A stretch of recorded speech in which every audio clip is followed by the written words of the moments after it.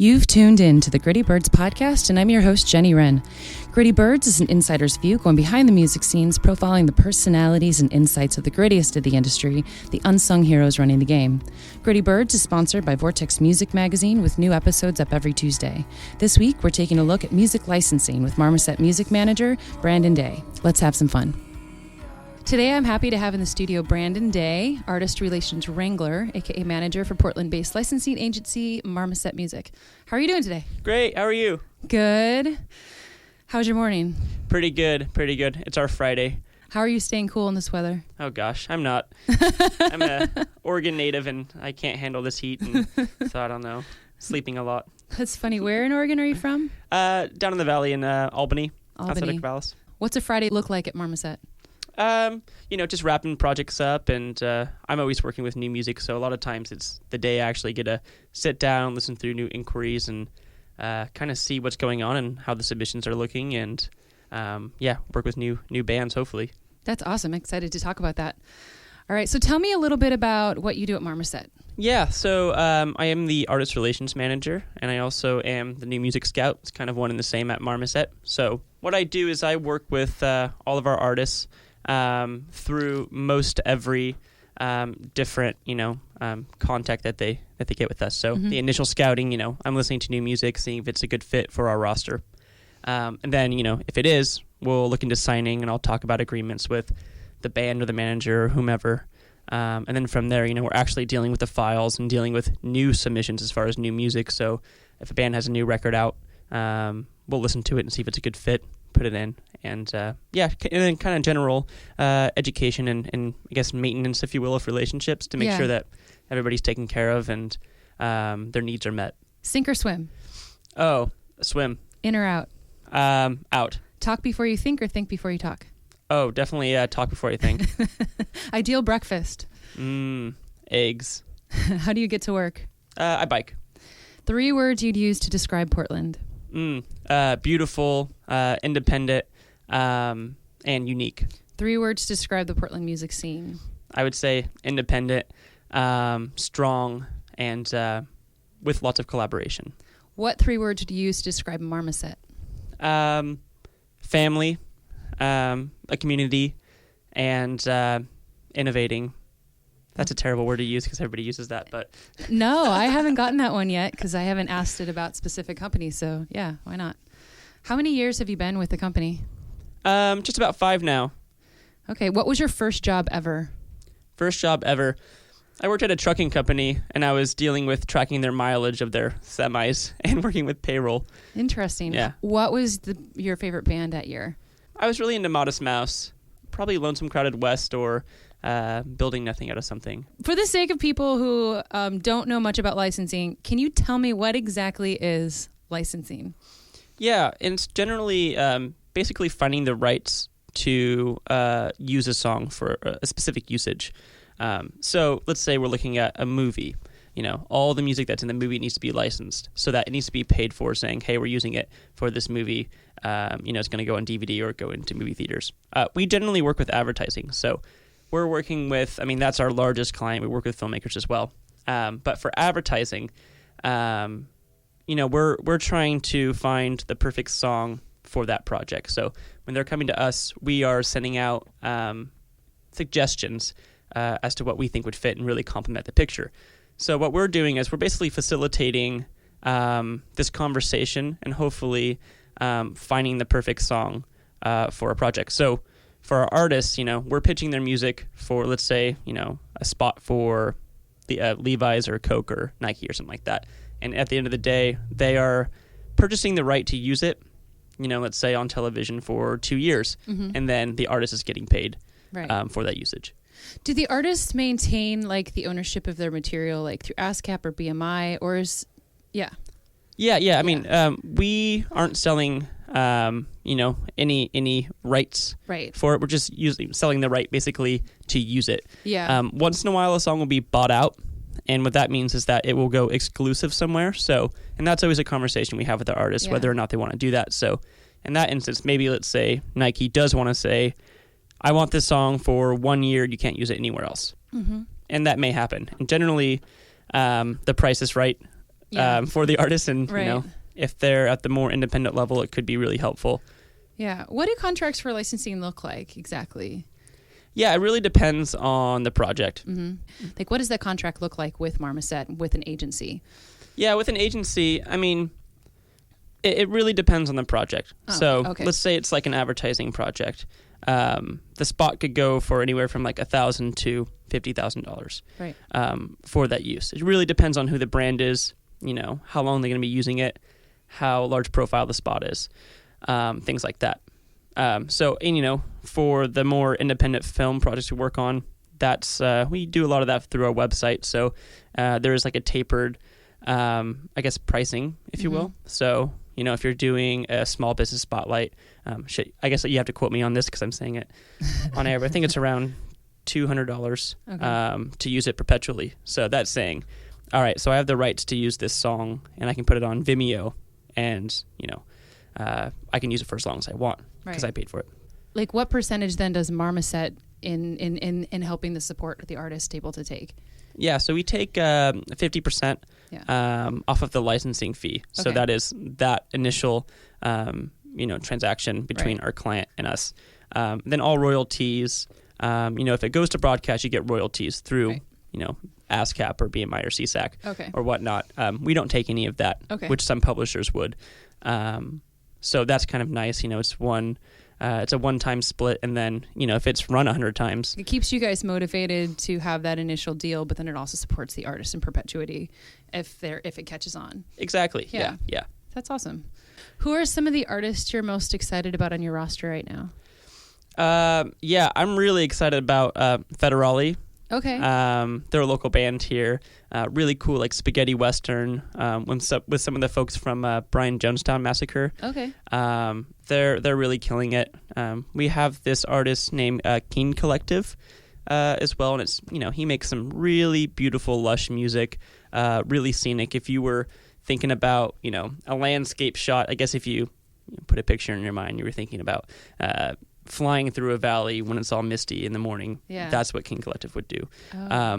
So things like that. There's a lot of great bands, and, you know, we work with close to 500 artists. So yeah, I was wondering. Yeah, I think they're all exciting. 500 artists now. How many did it start with?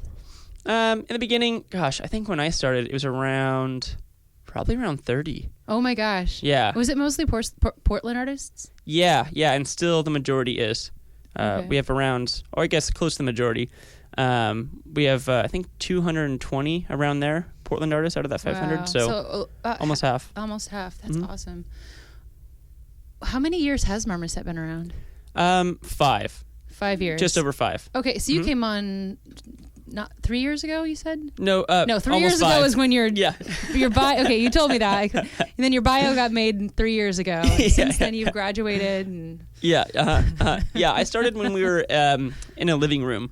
Wow. You know, in St. John's, and when things were literally just getting started. So tell me a little bit about the team. Who are like the original people who started the company? Yeah, so Ryan Wines and Brian Hall started it. And Ryan Wines, he came from more of a he was helping manage and work with Dandy Warhols, and he also had an advertising background as well through a local agency, so he knew kind of both worlds. Brian Hall, on the other hand, he was of course in bands, and he was composing for projects. Which bands was Brian in? Oh gosh, he's in Sunbeam and a couple others right now. Okay. What was the first band that you saw live? I saw Green Day live when I was in middle school. And then I think it was a few months later I saw Modest Mouse play in Eugene with Love is Laughter and Cass McCombs. So it was kind of a funny 1-2 punch. The first show, Green Day, was I think it was at the Rose Garden here in Portland. And I loved it, of course. Yeah. What was the last band that you saw live? Oh, gosh. The last band I saw live was Head Wound City. They were playing at Mississippi Studios. They were actually kind of a new band to me. Gosh, I don't even know how you describe them. I guess you'd call them thrash. Basically, the set was 30 minutes long, and they probably played 30 songs. Oh, my gosh. Super fast, super loud, super technical, and it was great. Very mathy? said Yeah, technical. fairly, yeah. Just pretty heavy. What was a show that you went to that just you can't get out of your head? Gosh, I've seen a lot of great shows. The best show I've ever seen, I think, was Doug Marsh from Built to Spill. It was at Dobay Fest up in Orcas Island. Yeah. I think it must have been a couple of years ago. Or was it last year? Anyways, at midnight, they had these sets that they'd play under the apple tree. And he was playing, and of course, I'm a huge Built to Spill fan. And he had a string quartet behind him. What? Yeah. Weird. And it was great. He was playing some Beatles covers and then some old songs of his. Is there archival footage of this? I don't think so. But it was beautiful. Cool. It was the only time I've ever cried during a set because it just blew my mind. I couldn't believe it. That's funny. Mm-hmm. You're in the audience at Mississippi Studios. Where is a person most likely to find you standing in the audience? Leaning against the wall in the corner. Okay. Or the edge. You're a hanger back there. All right. I'm a hangouter. So as the new artist relationship manager, new talent scout, where are some of the places you look to find new artists? A lot of times some of our best acts have come through word of mouth. People finding us too. So we establish these relationships with artists that we work with right now. And, if we have success with them, a lot of times they're going to tell their friends. Mm-hmm. So that's kind of an interesting way of finding new talent within these little scenes, maybe in Portland, maybe outside, that you probably wouldn't be aware of. So a lot of times word of mouth, and of course we're trying to stay fresh on new music in general because, we want to see where the industry is going and what people are into. So we're checking out, Stereo Gum and Pitchfork, and locally, like the Deli, to see what's trending here locally in Portland and elsewhere in other cities. Just trying to get kind of a general feel. We're also talking to each other a lot in the office about what we've been listening to, what's cool, any new bands, small or large, and just trying to get a general feel for, the community and the atmosphere out there for new music. Where, aside from Portland, do you work with talent? Yeah, it's all over the place.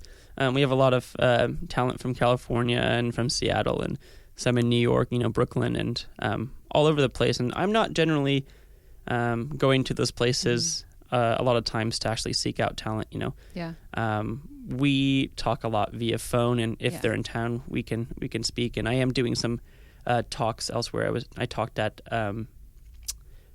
Tree Fort in Boise. Yeah. I saw you on that panel. Yeah. That was really fun. So it was great to meet some of the artists there as well. But yeah, all over the place. I don't like to target a band based on where they are. Yeah. So it's just really what they're creating. That's cool. Marmoset actively hits a lot of festivals, including Timber, where I hung out with you last summer. Mm-hmm. And what are some of the standout artists that you found from last year's festivals? From the festivals in general. Yeah. I have to actually think about who played last year. I know. It's been a whole year. Yeah, last year. Well, so there was the winter Timber, which is Timber. Yes. Legs was amazing. I think Deep Sea Diver was last year as well. They were great. At the summer festival, Timber, I met Rocky Vodolato, mm-hmm. who I've loved for a very long time. So that was really wonderful. Denver, the Shivas. There's just a lot of great bands out there. It's actually hard to keep track, and I guess. What festivals are you guys hitting this year? We are going to Timber for sure, and Pickathon, and that's our summer. And then I'll probably go to, of course, Music Fest Northwest. Are you going to be at Dobay this year again, or? We're not going to be as a full crew. We're going to have some people there, but I will not be there. Okay, neat. Are there certain bands or festivals that you're more excited about this year, or? I think that Pickathon is probably one of the most exciting festivals out there. So I'm super excited about that. I guess maybe it speaks to me personally, the bands that they bring in, but also, you have the great food that's all local and sustainable and relatively,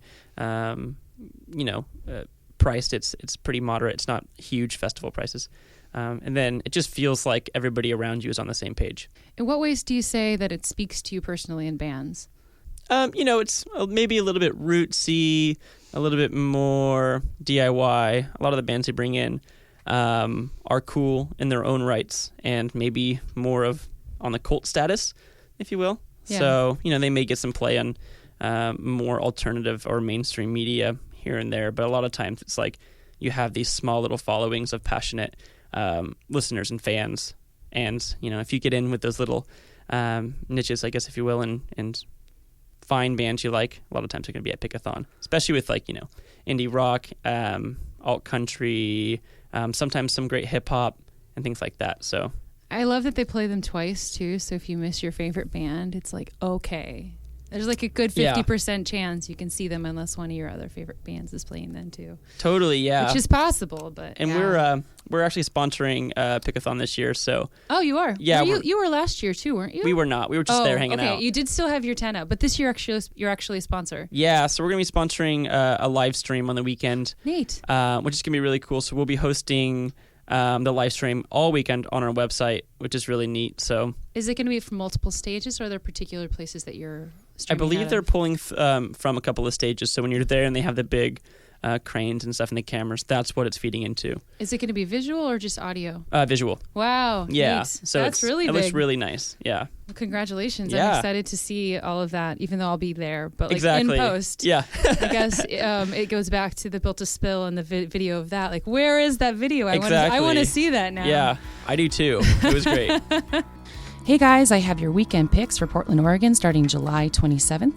Wednesday, July 29th, catch Trio Subtonic and Dan Balmer at Alberta Street Pub. Thursday is the Rig Skiball Championships free down at Bunk Bar with a mega lineup including OPT, Talkative, Hustle and Drone, Thanks and more. Well, I'll be at Pickathon all weekend. If you are in town, check out Dove Driver and Neil Darling Friday at White Eagle. And on Saturday, there's a really great hip-hop showcase going down at Mississippi Pizza with Rhythm Exotique, King Columbia, Johnny Ampersand, and Mikey Fontaine. Go to Gritty Birds on Wednesday morning for my full list through next Tuesday, the 28th. Next week, we're going to be going dark, but stay tuned next Tuesday because we will have an announcement about what's going to be going on for the rest of the season and moving forward into the year. How do you take your whiskey? Neat. Neat. Mm-hmm. What does the process of bringing a new artist onto Marmoset look like?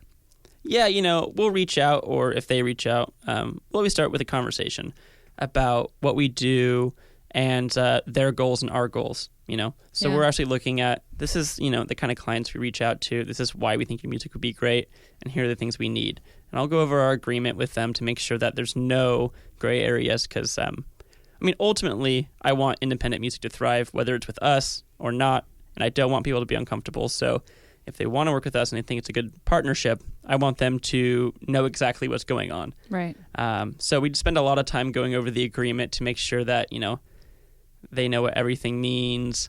And then, from there we start working with their music and having their songs available for pitching for those larger projects and tagging their songs to put them up on the website for licensing there as well. So an artist gets onto the website. What comes next?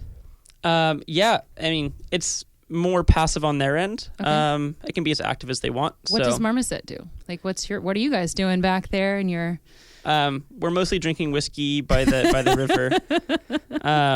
No, so we have the same catalog that we pitch to for large projects as we do on the website. So for the website, we're working with social media. We're trying to get people to know that this is a great resource for their projects. And we're, constantly tagging new music. Every song, we have almost 20,000 songs on the website, and it's all been hand tagged in-house. And that means, going through a list of 20 some odd not genre tags, but mood tags and doing genres and figuring out the arc of the song and all these things. So really time consuming. We spend a lot of time tagging new music so that when we get new bands signed, we can have them up as soon as possible. And if we get new music from artists that are already up, we're sending, we're getting those songs uploaded as well. So then we're actively pitching to projects as well. So we have a team of music supervisors who are, more of an active role with our clients instead of waiting for them to come to us. How many music supervisors does Marmoset have? We have 4. 4 of them. Okay. Full time, and then we have some people that jump in on the team to help out. So a client comes to you and says, I have a 30-second film. I'm looking for a sweeping mood. I have it's of a valley. You know, let's go back to your pitch earlier where you were talking about the band that you liked, and they say like there's a couple different ways they can look at it. They can just say, I want to find something for this. This is the mood. Or else they can even say, like, I like a certain song. And can it be like this? Those are a couple different options, right? Totally. Yeah. People describe music in different ways. Yeah. Sometimes it's like, give me something that's youthful but not childish and upbeat and 30 seconds and fun. And then other people will say, hey, I have these references that we really love. Can you hit this and like hit these cues? So it really varies as far as how people will describe what they want. And, a lot of times people will know what they want, and maybe they can describe it well, or maybe not so much. So it's kind of left to us to figure out what we think they want and what we think will suit their projects. There's a couple steps to that pitch process, right? It's like you make a pitch, but then you don't necessarily get accepted. Is that a common part of the licensing world? I mean, it really depends. A lot of times, if it's a big ad agency and it's a big brand, sometimes they'll have a few different music house pitching. So what we do is we're basically sending out, like I said, the music that we think will really complement the projects they're working on, and we see if it works. Yeah. And sometimes, if we send out, let's say, 10 songs, they'll ask for another 10 with maybe a slightly different direction. And we can do that, 10, 15 times. Keep doing new rounds and whatever it takes to find the perfect song. And sometimes they, a lot of times, luckily, they go with us, and sometimes they don't, and that's just how it is. Yeah. Mm-hmm. Tell me a little bit about the custom tracks that you guys do. Yeah, so in the same way that a supervisor is working on a project where they're pitching songs that they think will be a good fit, our original music team are making songs that they think would be a good fit. And a lot of times, our producers in-house, they will work with composers that have their own home studios or access to a studio. And, sometimes they'll work with, let's say, 2 composers or maybe 5 composers on a project, depending on what it is. And they are creating different takes and sending it off to the client and seeing what works, then maybe doing another take and, just going through that process because just how everybody describes music differently, people create music differently too. So that's why a lot of times we use multiple composers to find the perfect song. You guys have been in the game for about 5 years. Have you noticed a lot of changes in the last few years? Yeah, I think that we're always seeing changes and we're always constantly evolving. And, we're trying to figure out how to do what we do best. And that just means by trying it, a lot of times. So we've been having a lot of success, and we're really actually I love seeing how much we're able to provide for our artists, and the majority of our artists get licenses every year, and every 6 months the majority get licenses, which is great, because at the end of the day, I'm not making a license, a client is, and they're the ones selecting a song. So it's great to have like a good spread of our artists finding placements. But with that, we're always searching out new ways to serve both our artists and our clients, and the filmmakers and the producers and the folks that actually use the music. So the industry's changed with that. I think that people are respecting independent music, even for large ads. They don't necessarily have to go with the top 40 artists. It's expensive, but there's a lot of talent out there that's maybe not on mainstream radio. So we're seeing a lot of people be really enthusiastic for independent music, both Portland and national and beyond, which I think is a really positive trend. What has been one of the biggest hurdles that you guys have encountered? That's kind of a tough one. You guys started a company, and there's always hurdles. Oh, there's always growing pains, and more so it's like, where do I start? No, I think that we've done a really good job of jumping over those hurdles without knocking them over, which is great. We've grown a lot. We've about doubled our size since last year. Since last year? Mm-hmm. Wow, that's a lot in 1 year. Yeah. So we, as far as private businesses in Oregon, we are number 6 fastest growing. So with that, we have internal growth as well. So there's always challenges with bringing new people in and figuring out systems and figuring out how to work. But yeah, it's great. Like I said, our catalog's grown a lot. So a small hurdle is how do we serve everybody? And as far as, coming from artist relations, that's my biggest priority, is making sure that everybody's served. So, does that mean rethinking how our website functions, which we are working on right now to make sure everybody is coming up in search when people search and stuff like that. And, are we pitching everybody and making sure that happens? And, whatever we can do to make sure that everybody's taken care of, and, holding panels, which we've done in the past, and making sure, that they can call me if anybody has any questions, or email me, or talk to the right team member. So, it's always a hurdle to serve, 500 bands. I was going to say, Yeah. Yeah. I mean, we're still a small, as far as employees company, I think we're around, mid-20s in the office right now. So, with 3 of us on artist relations, so it's a lot of people to talk with. What's your favorite thing about working for Marmoset? Oh, I love the people, and I love the music. First and foremost, our team is awesome. It's one of those interesting work environments that you can actually, you want to grab beers with everybody, which is great. And the music we work with is amazing.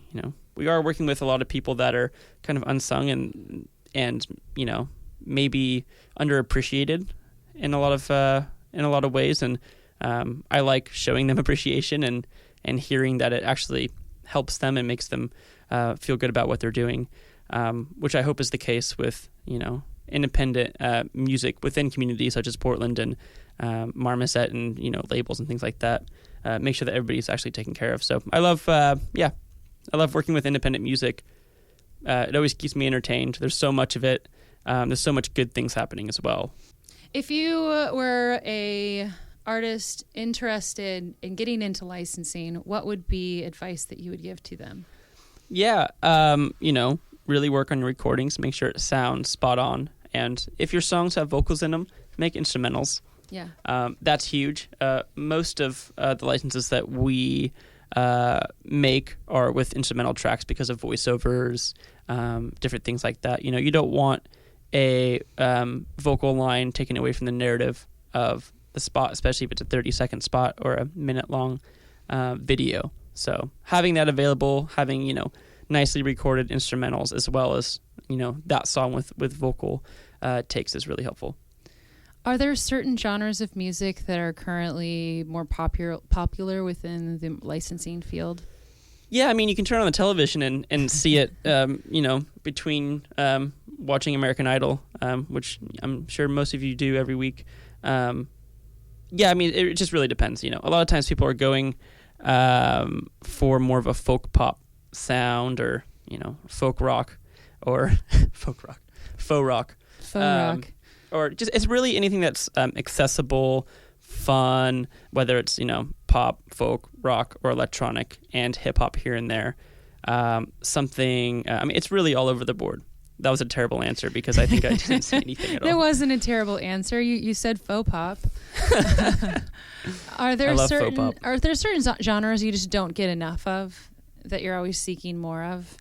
Yeah, orchestral music and really good hip hop, and honestly, pop music, like radio pop music. There isn't a whole lot of radio pop bands. I mean, there's a lot of radio pop, but it's usually on a larger level. Exactly. To have really nicely produced like pop music, it's a little harder to find. It's there, but it's harder to find. We were talking about this recently, me and one of the talent buyers in town, because she wanted help on something, and I couldn't think of them in Portland. Like, who would you say are like the pop bands in Portland? Oh gosh, in Portland. Yeah, this is terrible. It's hard when put on the spot. Well, it's because you're the one who like classifies probably more than anybody else in some sense. Yeah, and actually, it's funny that if you gave me like 5 minutes, I could think of a bunch. It's always when you work with so much music that I know all these bands. Yeah, I know you do. It's like it's like if you had like 12 kids and you forget the kids' names because. Well, I feel like whenever I'm around people who have like multiple kids, like I have a friend, she has 4 daughters, and I've definitely calling one of the kids the wrong name. You just turned around, and you're like, oh, it's you, but. it's not like in a bad way. It's just that there's 4 of them and they're all coming at you every day. Yeah, I need to take some memory games and stuff. But pop music is harder to find. I think that just in general, as far as on the indie side of things. So I'd love to see more of that. I'd love to hear more of that. I think it's great. I think it's really fun as well. And, we work with people that are creating pop songs and it sounds awesome. They don't have to necessarily be on a mid to major label to make those sounds. Who are some of the success stories out of Marmoset? Yeah. I always, whenever this comes up in conversations, Derby is a big one. Dave Gulick from Derby, he's had some other projects such as Fremont. And it just worked really well. And he was actually able to quit his day job and do music full time. Oh, wow. Which is really exciting. Johnny Clay from the Dimes as well. He has multiple projects, including Tremontaine and Belvedere. He also has, made a living out of music licensing in particular. He's been on the panel before, right? Yes. Okay. Yeah. Okay. So it's really great to see that. There are 2, biggest success stories, and we have other artists as well. That have at least scaled back their day job and sometimes quit it altogether just to do music licensing. But there are 2 biggest success stories. They're awesome folks, and I think maybe not to speak for them, but what I always see is that they're constantly creating. They're always making new projects with new sounds and new songs, and I think that's what's kind of led them to be successful. That they can just keep trying and aren't really worried about failure. I suppose you can't be afraid of failure. You're going to get denied. You're going to be like, it's going to be like, whatever. It's a job that you get to create. And just got to keep trying. What are some of your favorite campaigns that have come out of Marmoset in the last year? So we did the Travel Oregon spots, which was super cool.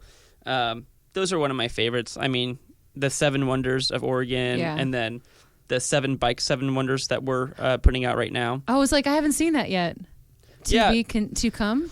Some of those are actually released already. Oh, Basically, really? what they're doing is they are actually working with 7 bicycle frame builders in Oregon, and they are hiding a bike in each of the 7 Wonders.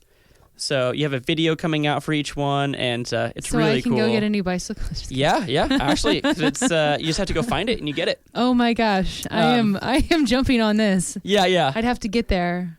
I know, but still. If I didn't help work on the project, I'd be there too. But I can't. You're like, I know where it is. I don't, but I would still like to find one. What are the 7 bike wonders? The 7. Well, so the 7 Wonders. I'm gonna forget. I know it's like the Oregon Coast. 7 Wonders. It's like Craters, Oregon Coast, Hood River, Wallowas. Mm-hmm.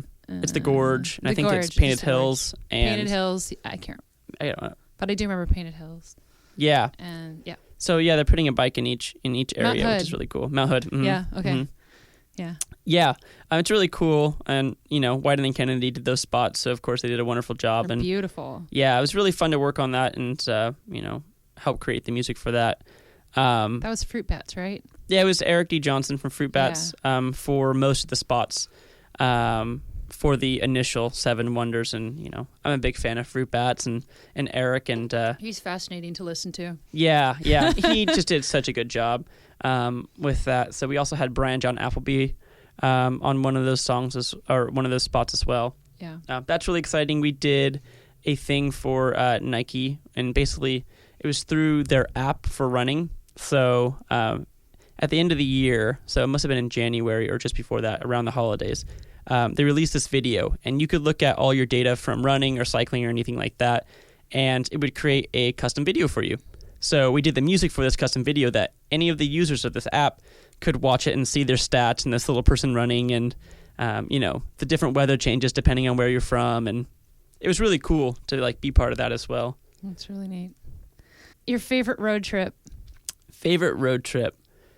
Well, I went to San Francisco and then Big Sur last summer with my girlfriend. And we had a great time down there in Big Sur. It's the first time I've actually spent time staying in Big Sur. We went to the Esalen Institute. Oh, yeah. Which you may have heard of. It's super, super, meditation and life. Yeah. So it's really expensive. So we didn't actually stay there. We stayed at a place just north of there along the coast. But what they have is that they do this once in a while, and I know it changes, but at 1 a.m, you can use their hot tubs for 2 hours, and it's like, I think it's around like $30. So we were like, all right, let's do this. And it was so cool. It was pitch black out there right on the edge, and it was these hot springs that were in tubs and in like little pools. And it was so interesting and so weird because they had the architecture of that little space had the ceiling that would reverberate all the waves. And then when you're kind of like sensory deprived and tired and stuff, it's all dark out there and it's super loud. And I was like laying in this tub, and I thought that there was a plane going above me because it was so loud. And it was like starting to freak me out. And but anyways, that was a really, really cool time. A really, really fun trip. I love Big Sur and San Francisco, and the whole drive down there is half the fun. Yeah. Oh my gosh. Mm-hmm. It's like Disneyland. Like, let's go to the Redwoods. Let's go see this. Yeah. There's another beautiful mountain. Exactly. Yeah. Like, hey, we're on the coast now, and that's like a giant cliff I'm staring over. It's incredible. Yeah. Yeah. It's really fun. I just then like you get driving. into wine country, and then it's just like, oh, this is ridiculous. Yeah. Yeah. Totally. What's your bicycle? I have a couple. My bicycle, I have like a cyclocross bike that I race on, and I do a lot of long distance dirt and trail rides with. I ride a road bike, a carbon fiber road bike as well for faster road rides, and then I have a little bike I ride around the town with that probably won't get stolen. So that's fair. Yeah, that's fair. I'm on my third. Oh yeah. My first two are still in the one that I built. Mm-hmm. In Seattle when I was when I was a delivery messenger, mm-hmm. and then the one I bought after I got into a car accident and got an insurance settlement. That was the one I cried with. Yeah, because it was my first like proper road bike, brand new. Yeah. It was light, but it was still like a steel frame, mm-hmm. just in case like someone hit me. I don't know. Yeah, yeah. Have you ever had a bike stolen in Portland? No, knock on wood. Knock on wood. This is actually wood. Yeah. Okay. All right. Cool. All right. No, I don't ride my nice bikes places that I have to leave. Yeah. They don't really leave my side. Those are for your road trips. Yeah, exactly. Yeah, for long rides and trying to get out there in stretchy pants and stuff like that. And speaking of bikes, so a note that I don't know if I've mentioned this podcast is that we're in the Open Road Studios, but Open Road Studios is also host to the Sprocket podcast, who were absolutely amazing in bringing me on to the studio a while back. So I guess a bike question I would have for them, for you, of course, for them, this is what's your favorite ride in Portland? Oh, my favorite ride. It's hard. There's so many good ones around here. One of my favorite is going from here to Larch Mountain. Up in the gorge, so you go past the Women's Forum. It's a really, really nice climb. It's probably I think it's around 12 or 15 mile climb to the top, and then you can see all the mountains from the top. Oh, that sounds awesome. That's a really, really great ride. In the same area, going around Bull Run, where we get all of our water source. Portland does some really great roads out there, and of course Mount Hood. Yeah. So the best rides in Portland are just outside of Portland. Yeah, just outside of Portland. Yeah, I mean, there's some you can get from. You can start downtown and jump over the West Hills to Helvetia and Banks and that area, and they're really pretty forest roads and country roads. And love Portland. Mm-hmm. So thank you so much for coming in. You bet. I'm glad to have you here, and this has been really awesome. Last question I ask everybody: the world would be a better place if people got along. Amen. All right, till next time. Awesome. Thank you. Thanks again for tuning in to the Gritty Birds podcast. You can find us every Tuesday at Vortex Music Magazine online at vrtxmag.com. Check out the website for great articles, reviews of shows, previews, and ticket giveaways to stay up to date on what's happening in music in Portland and the national scene today. You can follow us online at www.grittybirds.com or at GRITTBirds on Instagram, Twitter, Facebook, and support us directly at patreon.com/grittybirds. This week, we featured Disbelief by Marmoset artist The Papers. So again, we'll be going dark next week, but definitely keep us in mind as we have a big announcement coming up just about what we're doing for the rest of the year. So till next time, have a wonderful day.